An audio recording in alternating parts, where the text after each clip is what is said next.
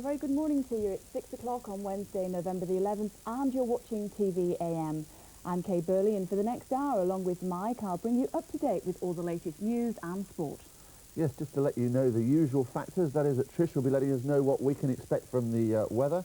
Peter Coe, well, of course, he'll be telling us how things are shaping up in the city, not just the city, but right round the world too.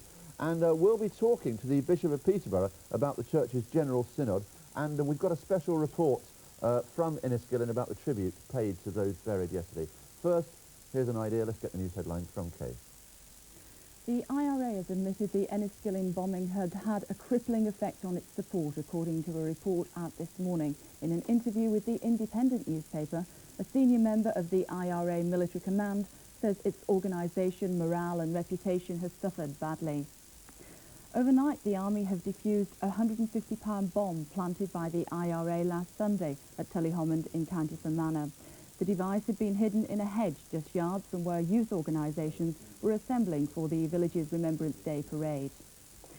Meanwhile, Mrs Thatcher has said she hopes to attend a special service to be held in Enniskillen on Sunday, November the 22nd. The British Legion say that wreaths which were due to be laid last Sunday will be placed then. Funerals for 6 more victims take place in the town today. And finally, post office chiefs and the leaders of Britain's postal workers meet this morning to try and head off a strike threatening Christmas deliveries. Talks over a shorter working week broke down in August, and both sides are still far from delivering an agreement. Mike? That's known as a Hardy Annual, that one, isn't it? Okay. What, the Christmas... yeah. Absolutely. That is a Hardy Annual. I'm sure I've heard that one somewhere before. No doubt both sides are justified, he said, sitting on the fence uncomfortably. Let's go to Trish quickly. What's the latest weather? Trish, actually, important point, there are warnings of gales about to hit Britain. I dread to say that, right. but it's true, isn't it? Yeah, indeed there are. Very good morning. Thanks, Mike.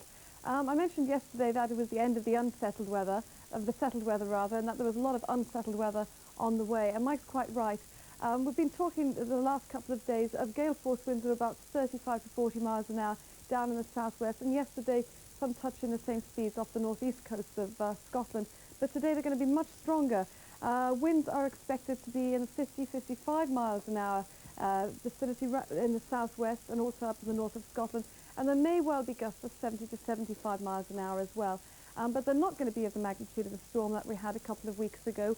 But a few trees may be brought down in these high winds, but that's more going to be because those trees were loosened during the previous high winds. But high winds are to be expected, and a lot of very wet weather as well.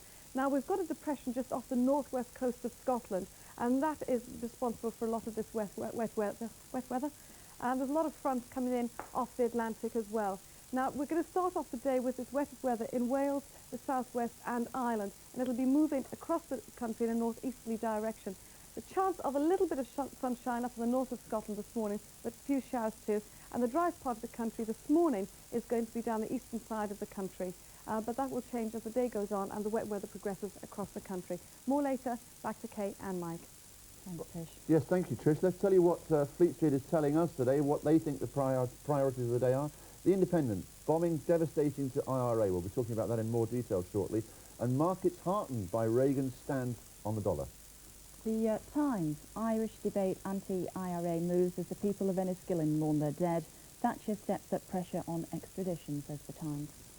And in the Telegraph, Secrets Act reform gets underway. The Conservative government is anxious not to have a repeat of the Peter Wright affair. The Guardian, dollar on rebound at Reagan command, says the Guardian. The other papers, very, well, there's no uniformity today. Enniskillen, the aftermath is slowly blending its way into the inside of the paper, so we're getting new sorts of stories on the front pages.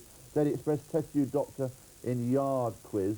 This is over the alleged unlawful killing of an unborn baby. Front page of the FT, the Broker's Bible, as we always call it. There we go. Reagan aids markets by saying fall has gone far enough. I wish you'd say that about my bank balance. Perhaps it would have the same effect. Because the dollar rallied yesterday, didn't it? Yeah.